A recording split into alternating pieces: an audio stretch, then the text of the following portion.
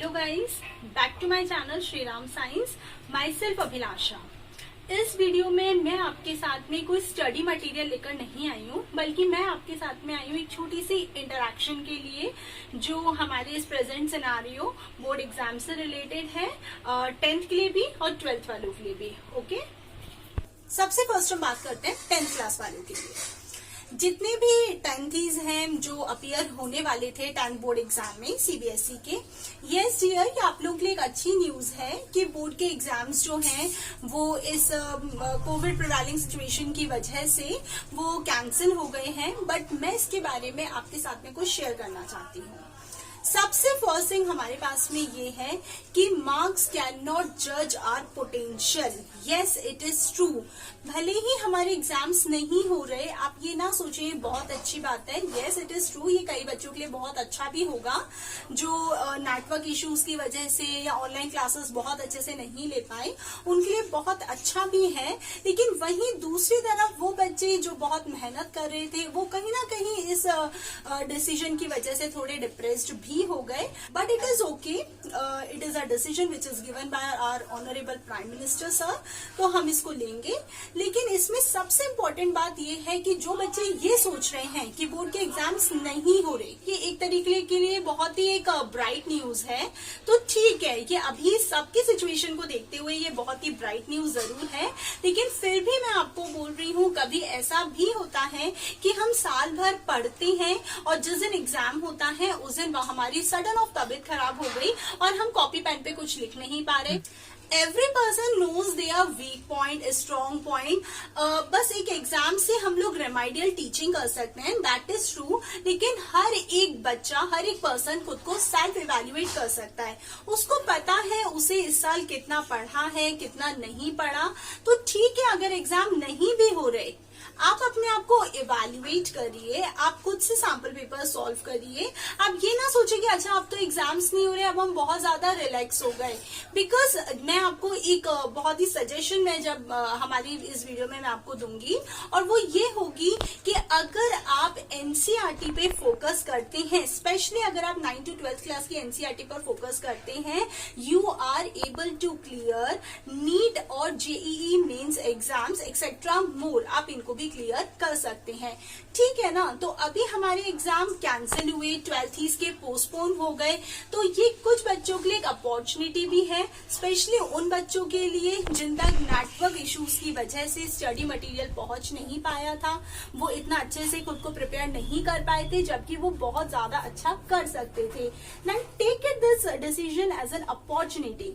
और जिन बच्चों के लिए थोड़ा सा एक डिप्रेशन और अपसेट होने वाला सीन भी हो गया कि मैम हमने इतनी मेहनत की थी, हमने काफी नोट्स बनाए, हम ऑनलाइन में भी इसके लिए बहुत ज्यादा अच्छे से तैयारी कर रहे थे, लेकिन ये अचानक से बोर्ड एग्जाम कैंसिल हो गई, हमारे साथ में रॉन्ग हुआ। ये एक कांस्टेंट डिसीजन है, लेकिन इस पर आपको कांस्टेंट नहीं रहना। आपको स्टिल एनसीईआरटी बुक पढ़नी है 10th को। भले ही आपके एग्जाम्स का अभी कोई सीन नहीं है, लेकिन आप फिर भी उस बुक को पढ़िए, क्योंकि वो बुक एक बेसिक है। अगर आप उसको ध्यान से पढ़ते हैं, आप 11th और 12th क्लास में अगर आप साइंस ऑप्ट करते हैं, तो आपके लिए बहुत ही बेसिक स्टेयर्स वो हो जाता है। मैंने क्या नोटिस करा है हमारे इस कंट्री में या बहुत सारे लोगों के अंदर, they do not know exact difference between education and qualification. तो सबसे फर्स्ट मैं आपके साथ में वो डिस्कस करती हूँ।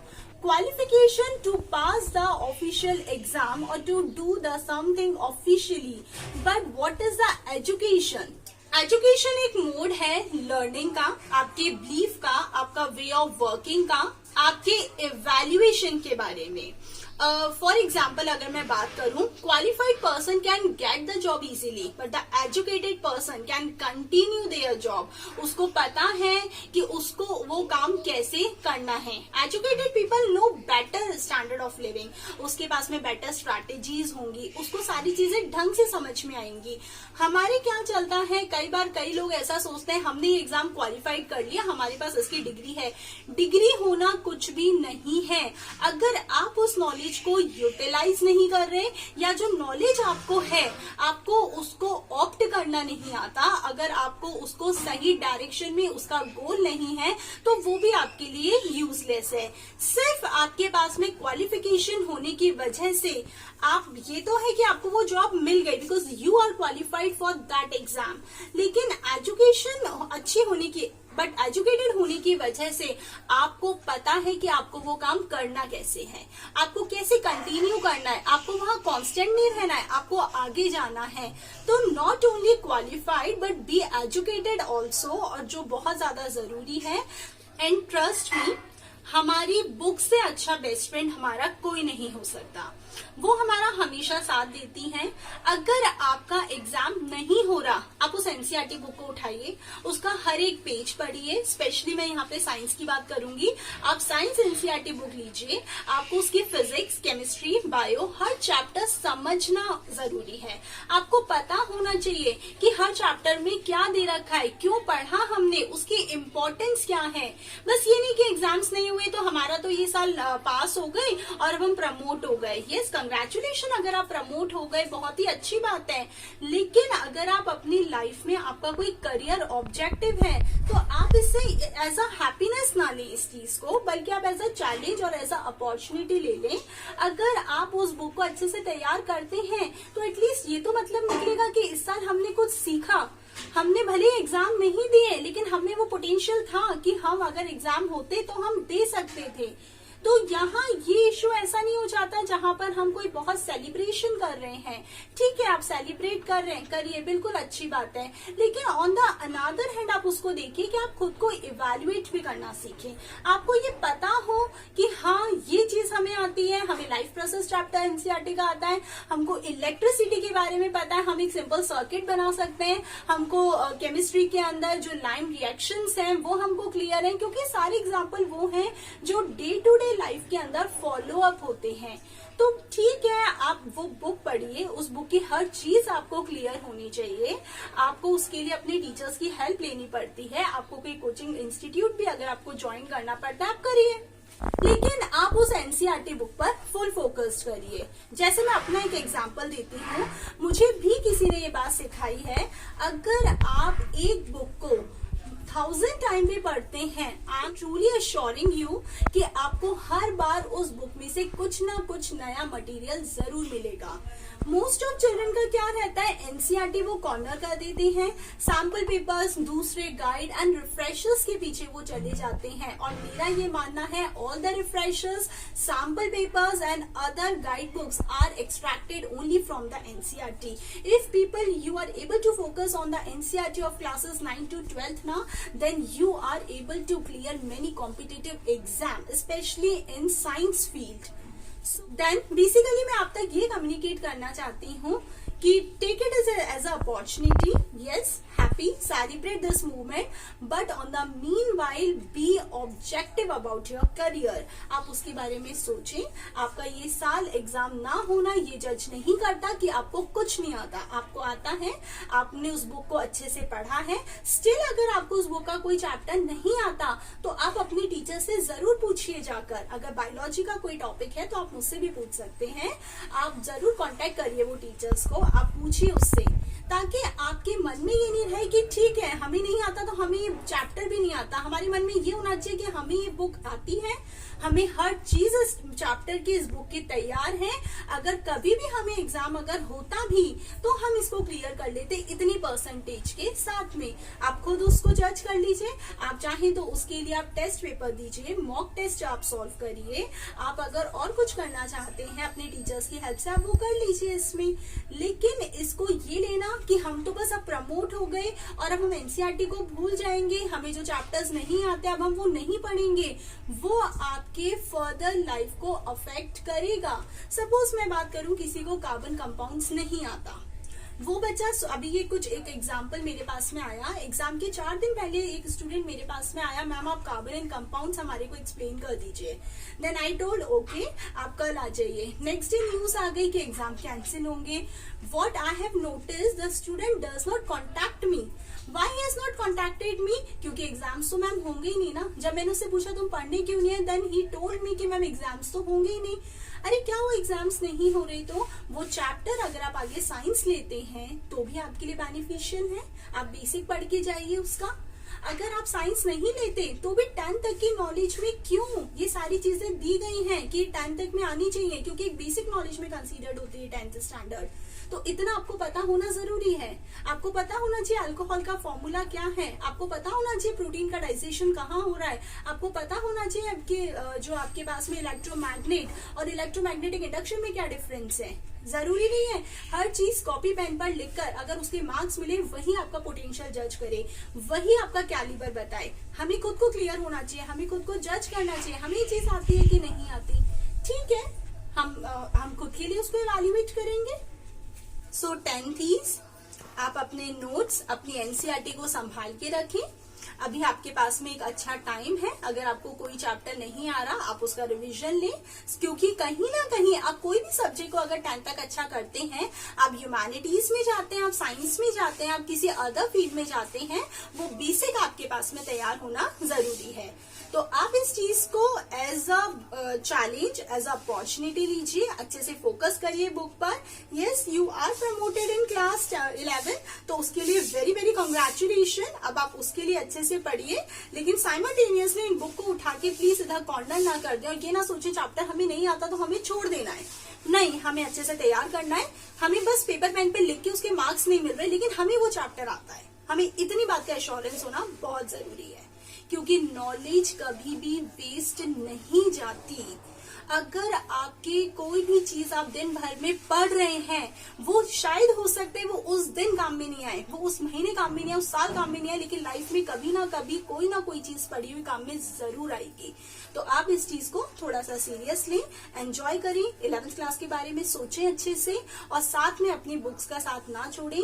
प्लीज विद योर एनसीईआरटी जो चीजें नहीं क्लियर आप उनके लिए जरूर थोड़ा सा अप्रोच करिए, एफर्ट लगाइए और उनको क्लियर करिए, क्योंकि किसी का भी अगर बेसिक नहीं समझ आया तो आगे कभी नहीं कर सकता।